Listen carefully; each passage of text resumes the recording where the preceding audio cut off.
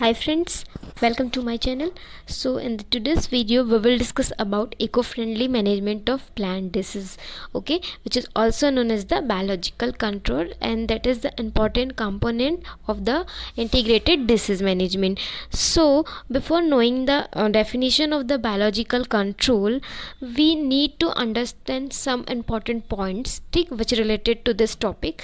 So like when man has started cultivation, he had a little knowledge about like the plant diseases, and they have adopted like control measures time to time, which included like cultural practices and use for the organic and some inorganic chemicals also. In the recent year, like biological control, they alarmed the scientists to seek an alternative methods like which do not cause any pollution and non-phototoxic. So biological control methods, they are involve disease control by some biological agent which is living micro and macroorganism, and other than disease causing organism, the pest and damaged plant, that is known as the host. There are the three important components. First is the some biological agents which control the diseases, which is the living micro or macroorganism. Another one is the disease causing organism, which is categorized as the pest, and last one is the damaged plant, which is the host. Okay, now going on the biological control. Biological control, it is defined as any condition under which or practiced whereby survival or the activity of a pathogen, it is reduced through the agency of any other living organism except man himself, with the result that there is a reduction in the incidence of the disease caused by the pathogen. तो यहाँ पर मैं हिंदी और English दोनों में समझाऊंगी ताकि Hindi medium वालों को कोई प्रॉब्लम मत आए. जो बेसिक पॉइंट्स है मैं वो हिंदी में भी बता दूंगी आप लोगों को. सो बायोलॉजिकल कंट्रोल, सिंपल से चीज़ें डिफाइन करने के लिए यहाँ पर जो डेफिनेशन दी बहुत समझ लेते हैं. सिंपल सी चीज़ें यहाँ पर आप देख रहे हैं बायोलॉजिकल कंट्रोल. अब यहाँ पर बायोलॉजिकल कंट्रोल कोई भी तरह का ऐसा कंडीशन है, ठीक है, उस कंडीशन के अंदर, ठीक है, या उस स्थिति के अंतर्गत, या ऐसी कोई प्रैक्टिस है जिसे करने से जो आपका पैथोजन है, जिस उस पैथोजन की जो कि क्या कर रहा है, डिसीज़ क्रिएट करने की, यानी डिसीज़ यानी बीमारी, उसके पास क्षमता है कि वो बीमारी उत्पन्न कर सकता है. बहुत सिंपल वर्ड में समझा रही हूँ, ठीक है. तो ये जो पैथोजन है उसकी सर्वाइवल और उसकी जो एक्टिविटी है वो रिड्यूस यानी कम हो जा रही है. किसके माध्यम से? ये जो agency of any other living organism है, ह्यूमंस को छोड़कर, ठीक है, इसलिए यहाँ पर एक्सेप्ट द मैन बोला है, यानी हम नहीं कर पा रहे हैं वो स्थिति मतलब produce, but agency of any other living organism मतलब यहाँ पर है लाइक माइक्रो एंड जो मैक्रो लिविंग ऑर्गेनिज्म है, फंगस, बैक्टीरिया, ठीक है, ये हो सकते हैं. तो ये जो ऑर्गेनिज्म है ये इस तरह की स्थिति पैदा कर रहे हैं, इसलिए यहाँ पर एनी कंडीशन बोला गया कि उस मतलब इस एजेंसी यानी लिविंग ऑर्गेनिज्म की जो एजेंसी है उनके द्वारा ऐसी स्थिति उत्पन्न हो रही है जिससे सर्वाइवल और एक्टिविटी ऑफ पैथोजन जो कि कोई डिसीज़ उत्पन्न कर सकता है वो रिड्यूस हो जा रहा है, जिससे कि जो इंसिडेंस ऑफ डिसीज़ है पैथोजन के द्वारा जो कॉज किया गया है वो भी क्या हो रहा है, रिड्यूस हो रहा है, या उसमें भी रिडक्शन आ रहा है, यानी बीमारी का जो मतलब एक इंसिडेंस था क्रॉप पे या पौधों पे वो कम हो रहा है. इसलिए सिंपल वर्ड में मैंने आपको समझा दिया. अब इसको मैं एक बार और आपको समझा देती हूँ कि एक ऐसी स्थिति जो कि किसके द्वारा प्रोड्यूस की जाती है, ऐसी स्थिति जो भी आपके different agency of any micro organism हैं जो कि बैक्टीरिया, फंगस हो सकते हैं, ठीक है, उनके द्वारा ऐसी स्थिति या ऐसा कुछ मतलब आपका प्रैक्टिस किया जाता है जिसके द्वारा जो पैथोजन जो कि क्या कर सकते हैं, डिसीज़ क्रिएट करते हैं क्रॉप में, उस डिसीज़ के इंसिडेंस को या लाइक ये जो एजेंसीज ऑफ लिविंग ऑर्गेनिज्म हैं ये कुछ कंडीशन उत्पन्न करके कम कर देते हैं या रिड्यूस कर देते हैं. ठीक, ये तो आपको आई थिंक समझ आ गया होगा. इससे ज़्यादा मतलब इजी वर्ड में मैं नहीं समझा पाऊँगी. ठीक है, तो ये हो गया. नाउ हम देखते हैं कि एम क्या है. तो एम जानने के लिए हमको ये जानना ज़रूरी है, ठीक है, कि लाइक यहाँ पर जो टॉप आप जब एम देखेंगे तो यहाँ पर कुछ ऐसे पॉइंट्स मिलेंगे आपको, ठीक है। उसको जो भी आपको समझ नहीं आएगा वो आप मेरे को कमेंट सेक्शन में बता दीजिएगा, मैं उसका आपको आंसर दे दूँगी। और जो भी यहाँ पर टर्मिनोलॉजी है मैं तो आपको बताते चले जाऊँगी, ठीक है। तो पहला है आपका reduction of the inoculum. So what is the inoculum, यहाँ पर मैंने ब्रैकेट में भी मेंशन कर दिया है। इनोकुलम जो होता है this is the portion of the infection material of an individual pathogen, ठीक है। So reduction of the inoculum of the pathogen through the disease survival between the crops. Second one is the reduction of the infection of the host by the pathogen, and another one is the reduction of the severity of attack by the pathogen. This is the basically aim of the like biological control. So biological control को definition जो हमने देखा, according to this pathogens जो रहते हैं they are causes many diseases on the different parts of the plant. So an antagonistic is an organism which has like inhibitory relationship with other organism. So they are the basic aim of the biological control. It is the 3 points जो कि यहाँ पर आपको mention किया गया है, ठीक है. तो जो आपका इनोकुलम है या इनोकुलम पोटेंशियल है, जो यहाँ पर एक टर्मिनोलॉजी आई है वो बहुत इंपॉर्टेंट है.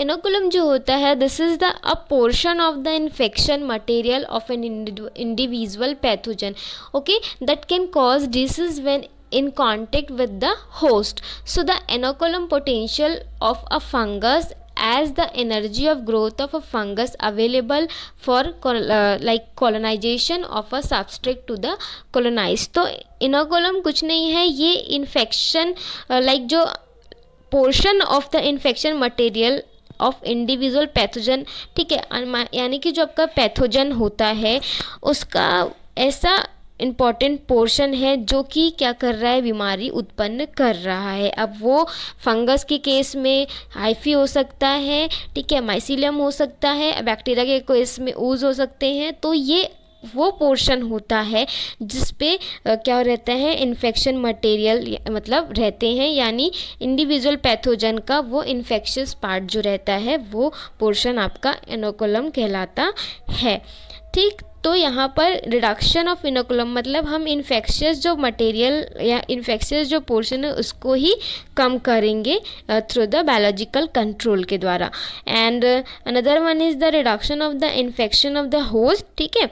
इन्फेक्शन ऑफ द होस्ट मतलब जो कि पैथोजन के द्वारा होस्ट यानी उस पौधे पर जो भी प्रकार का इन्फेक्शन हो रहा है उसमें कमी लाना, एंड जो भी अटैक हो रहा है उस अटैक में भी कमी लाना, ठीक है. तो ये हो गया बेसिकली 3 एम. कुछ भी प्रॉब्लम होगा तो आप बता दीजिएगा, मे भी थोड़ा ऊपर नीचे प्रोनाउंसिएशन हो सकता है, उसके लिए मैं पहले से आपको सॉरी बोल देती हूँ.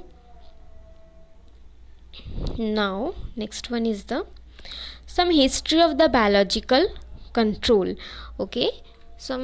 We see the history of the biological control of the plant pathogens, and dates back to the 90s, okay, 19th. So when Potter 1908 they demonstrated the inhibited in an activity of plant pathogens, okay. So first start हुआ है 1908 में, starting तो 1900 से हो चुकी थी पर पहला हुआ है पॉटर 1908. उन्होंने डेमोस्ट्रेट किया मतलब demonstrated the inhibited in the activity of the pathogens, ठीक है. उन्होंने ये डेमोस्ट्रेट किया कि पैथोजन की एक्टिविटी बायोलॉजिकल जो कंट्रोल एजेंट्स है उसके द्वारा इनहिबिट हो रही थी. सेकेंड जो है, second suggested by the like Sanford 1926, he has suggested that the control of the potato scab by green manuring, and the proposed 2 concepts for the disease control. First is the saprophytes microorganism, they can control the activity of plant pathogens. Another one is the B is the microbial balance of the soil, they can be changed by altering the soil conditions. So some addition of the fresh organic material, they will like promote the activity and multiplication of the saprophytes, which by the competition for nutrient and oxygen and their excretion will repress the activity and multiplication of the pathogen. तो ये हो गया Sanford 1926 के द्वारा. Now, third one is the Millard and Taylor, 1972. According to him, they are also reported the control of the scab of the potato they grown in the sterilized soil and inoculated with the Streptomyces scabies through the simultaneous inoculation of the soil with the same Streptomyces paracos, a vigorous saprophyte. Okay, so this is the third. Now fourth one is the Wendling 1932. They are reported they reported the parasit जो भी आपका parasitization है they by the Trichoderma viride of many fungus. तो इन्होंने report किया था trichoderma जो viride है उनका पैरासिटेशन जो क्वालिटी है बहुत सारे मतलब जो फंगस के केस में उन्होंने ये चीज़ें रिपोर्ट की है. ठीक है, इसमें कुछ समझाने की चीज़ें नहीं इसलिए मैं इतना इसको मतलब एज इट इज़ आपको बता रही हूँ. बट एग्ज़ाम में जब आप लिखेंगे तो हिस्ट्री पूछा जाता है मतलब, तो आप इसलिए इसको मतलब एटलीस्ट 1-2 तो मेंशन कर ही दीजिएगा. Now third one is the phylosphere and phyloplane and rhizosphere and rhizoplane regions. ये एक टर्मिनोलॉजी है जो कि जानना ज़रूरी है जब आप बायोलॉजिकल कंट्रोल स्टडी कर रहे हैं. ठीक है, सो फाइलोस्फीयर क्या होता है देख लेते हैं हम. फाइलोस्फीयर it is the immediate vicinity of the leaf surface, as rhizosperm it is the zone of the immediate vicinity of the roots. तो फाइलो यानी होगा नाम से क्लियर है लीफ सरफेस वाला पोर्शन, राइजोस्फीयर यानी रूट सरफेस वाला पोर्शन. सो क्या होता है like this portion like where microbial communities they are constantly in a dynamic state, so due to the exo and endogenous source of the nutrients. Okay, and as rhizoplane denotes the root surface, similarly phyloplanes जो they refers to the leaf surface of the plant. So nutrients जो रहते हैं they are stimulatory for the microorganism on phylosphere and phyloplane regions. They consist the primarily of the plant material like pollen grain, old petal, etc. or some insect जो भी excreta रहता है. Okay, now stimulation of the necrotrophic that is the destructive fungi by pollen grains. Okay, they have investigated the antagonistic activity of the some phyloplane fungi like of mustard and barley against the Alternaria brassica and Dracylera gramineae. Okay, this is reported by the Pandey et al. 1993. So they study the antagonistic activity of the some phyloplane fungi of the guava against it like fungal pathogen that is the Coleotrichum. Okay, similarly what happened, a variety of soil microorganism is present in the rhizosphere zone and rhizoplane region of the plant also. So their number remains many times more than like the non-rhizosphere one. So the like increase in a microbial number and their activity they have been referred to as the rhizosphere effect.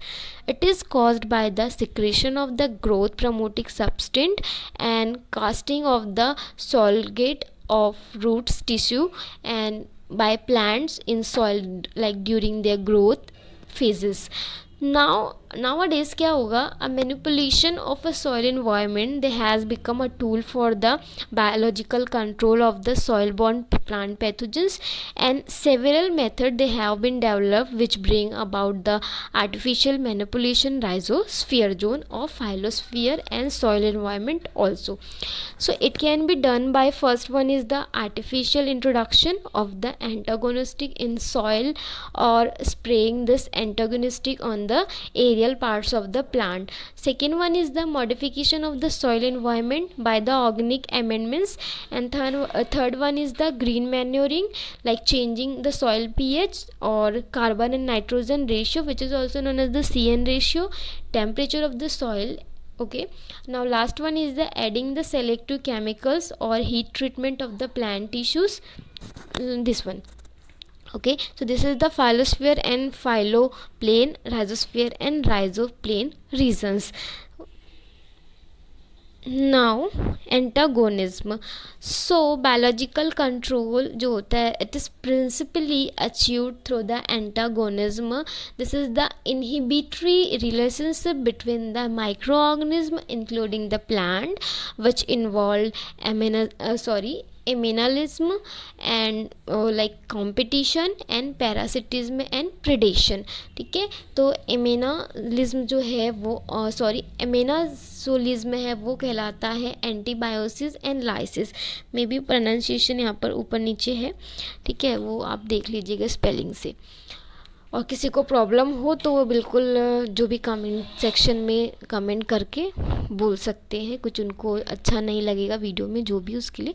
ठीक, पर matter जो है वो मैं बहुत reference source से आपको provide कर रही हूँ. सो एमिनलिज्म जो है या एंटीबायोसिस और लाइसिस जो है वो क्या होता है. This is a phenomena where one population they are adversely effect the growth of the other population while itself being unaffected by the other population. यानी यहाँ पर सिंपल सा बात है, एक पॉपुलेशन जो है वो एडवर्सली इफेक्ट हो रहा है किससे, जब दूसरे पॉपुलेशन का ग्रोथ हो रहा है. ठीक है, तो ये होता है एंटीबायोसिस और लाइसिस. सिंपल सा ही है, one population is effect the growth of the another population itself being unaffected by the other population. यानी वो क्या कर रहा है, वन पॉपुलेशन जो है वो अफेक्ट कर रहा है अदर पॉपुलेशन के ग्रोथ को, बट उस जो जिसके ग्रोथ को अफेक्ट कर रहा है या जो जिस अदर पॉपुलेशन के ग्रोथ को अफेक्ट कर रहा है उसके ग्रोथ में कोई भी प्रकार का मतलब अफेक्शन या अफेक्ट नहीं आ रहा है. यानी एक पॉपुलेशन जो है दूसरे के ग्रोथ को तो अफेक्ट कर रहा है पर उसके खुद के ग्रोथ में कोई भी अफेक्शन नहीं आ रहा है. ठीक है, सिंपल वर्ड में मैंने आपको बताया. स्टार्टिंग में आई थिंक मैंने कुछ गलत बोल दिया था, उसको आप करेक्ट कर लीजिएगा. ठीक है, तो ये हो गया आपका antibiosis and lysis. So generally what happen, ये जो एंटीबायोसिस और लाइसिस होता है is accompanied by the secretion of the inhibitory substance जो कि होता है antibiosis which secreted the metabolites by the organism. okay, the inhibit like A जो है कोई ऑर्गेनिज्म है the inhibit the organism B but they not affect to the organism A. जो मैंने भी आपको बोला वही बात है. It may be lethal also. ठीक है, ये घातक भी होता है. Simple word, metabolites they penetrate the cell wall and they inhibit its activity by the chemical toxicity. So substance that noxious to the certain soil borne plant pathogens they are like secreted by the root of the example है यहाँ पर maize, clover, lentil that is glycine. Lentil से glycine and क्या निकलता है, फेनाइलिन. ठीक है, and other legumes like flax से निकलता है हाइड्रोसाइनिक एसिड. पाइन से वोलाटाइल मोनो एंड आपका सेस्क्विट टर्पेन्स निकलते हैं या सिस्क्विट टर्पेन्स निकलते हैं and by the other plant roots. So similarly some anti microbial substance जो रहते हैं लाइक द एल्डिहाइड्स, एल्कोहल और acetone, organic acids, some non volatile and some volatile compounds जो रहते हैं they are produce by the micro organism which is soil bacteria, actinomycetes, fungi.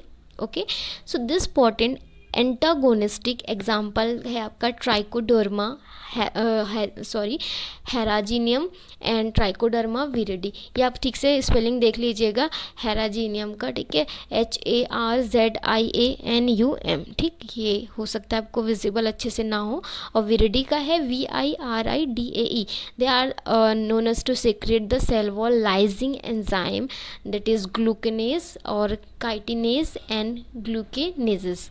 So this is the आपका antibiosis and lysis. Now second one is the competition. Competition क्या होता है, generally आपका किस चीज़ के लिए कंपटीशन होगा, न्यूट्रिएंट के लिए, लाइक ऑक्सीजन है, स्पेस है, ये सारी चीज़ों के लिए होता है. But they not for the water potential, temperature और pH. So simple, among the organism competition they exist for only nutrient including the oxygen, space, but they not for the water potential, temperature or pH. So aminalism जो था they involve the combined action of the certain chemicals such as the toxics or toxin, antibiotics and lytic enzymes. So success in the competition for the substrate by any particular fungal species. It is determined by the competitive saprophytic ability and inoculum potential.